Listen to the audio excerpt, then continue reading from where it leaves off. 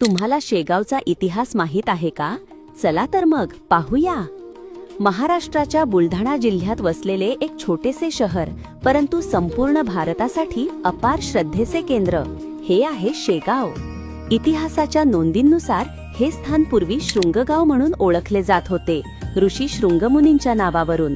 नंतर येथे असलेल्या प्राचीन शिवमंदिरामुळे ते शिवगाव म्हणूनही प्रसिद्ध झाले. शेगावच्या इतिहासाला निर्णायक वळण मिळाले फेब्रुवारी 1878 मध्ये, जेव्हा येथे एका तरुण अवलियाचे आगमन झाले. त्यांचे मूळ जन्मस्थान अज्ञात होते, परंतु त्यांचे व्यक्तिमत्व विलक्षण होते. प्रारंभी महाराजांचे दिव्य स्वरूप ओळखणारे पहिले व्यक्ती होते बंकटलाल अगरवाल.